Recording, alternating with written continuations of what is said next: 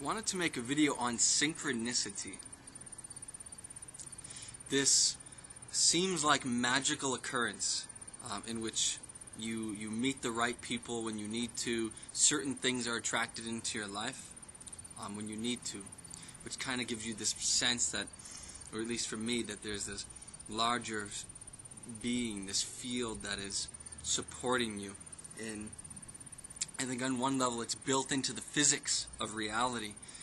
So just a few minutes ago, I was really struggling. I realized I have this deep fear of just surrendering into the moment, into God, really, is what it is.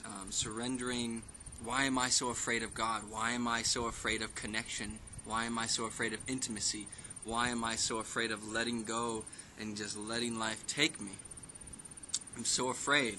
Have all these neurotic patterns where I protect myself. So I'm afraid of God. Anyway, so I've been struggling with this, resisting it, trying to look at it. I do yoga in the sun for about an hour. So I'm thirsty, and I go back in my house, and the door is locked. And I just start to panic. I'm like, oh my God, like my housemate isn't going to be home for probably a good 5 hours, and you know, like, how am I going to get in the house? So I start bugging out. And I'm like, oh fuck, like, I just panic. I'm like, I go into a frenzy. I'm like, I have to find the spare key that is probably hidden. And then this like download comes in, and it's like, I just feel this urge to look in these rocks, this pile of like Zen style rocks. So then I start moving the rocks around, and I see this edge of a key. And it just, in the moment that I saw that key, I felt like it was kind of like, for me at least, it was like God saying, like, easy does it. It'll come as it needs to come. But so that synchronicity, you could say, well, obviously you just found the spare key. I'll just share my one other synchronicity, I guess. And that is, in this one, it seemed as if the laws of physics bended.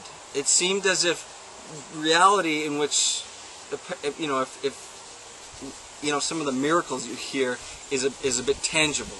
It's not so physical. I mean, it's physical, but it's very malleable. So it was a while ago now. It was a good, probably even 2 years ago, maybe just a year and a half ago.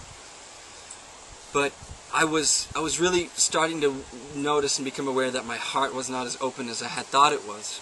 And we had been house-sitting this dog, Rocky, who, for some reason or another, well, he had experienced trauma when he was like a puppy, so he was afraid, especially of men.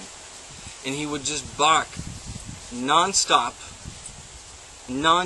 at me, like in my own house. And my roommate was house-sitting. It was, you know, it was quite annoying. And I made some attempts to warm up, and the dog just was terrified of me. So I'm like, there's this part of me that's annoyed at the dog, but then there's this part of me that is like, to have compassion, because, you know, this dog has clearly experienced some trauma. So I'm sitting on my computer, and they had put the dog in the room. I swear, it's gonna get good. The story's gonna get good. They had put the dog in their room so that it wouldn't bark while they went to work, and they put on music so it wouldn't feel like it was alone in the house. I was so afraid of being alone. So I'm at the computer, and I just get this sense like I should visit Rocky. You know, like he could use some company. So as I open the door to the room, the dog is just looking up to me with these like really sad eyes, and the music is playing. And right as I open the door, the music slows down. I swear to God, it said, "Please don't leave me alone in the room with the music." Or maybe it was just, "Please don't leave me alone with the music." That was probably more likely it. But, like, Are you kidding me? It's like, right as I open the door, the music slows. It's just one of those things. And there was this tremendous sense, time had stood still for that instant. There was something happened in that moment. And yeah, it kind of just goes to show you there's a bigger field, there's a bigger intelligence supporting you. To just kind of let go into it. Let it come as it comes. Don't have to resist it so much. You don't have to rush towards it so much. It's just coming as it comes. Stay in your truth. Stay in your power. Stay in your integrity.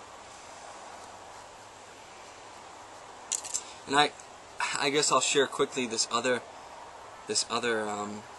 story. I was at a grocery store, and this song that was really special to my ex-girlfriend and I. This really niche song that I've never heard it on the radio ever. And I'm at the grocery store, and this was a song. It was kind of like our song. And all of a sudden, I was just in my head, just kind of, and then it comes on, and the song just cracked me open like a walnut. It brought me into my heart, into the heart, so profoundly, so grounded in the field of love, unconditional love, that it's cracked open my ego structure. And then in the grocery store, I started crying, just so much love. I felt so much gratitude. And my vibration at that moment was so high that I would look at everybody, and I just loved everybody. I just wanted to walk up to every person and tell them how much I loved them. They didn't know how much they're loved by God. This field of unconditional supportive love. It's called Source often, the place in which all things emerge. And I was at the checkout, and I was just, tears were streaming down my face as I looked at this cashier girl. No one could even look at me. Like, it's had so much love. Why do we push away the love? So hopefully this video was helpful. Peace, my friends.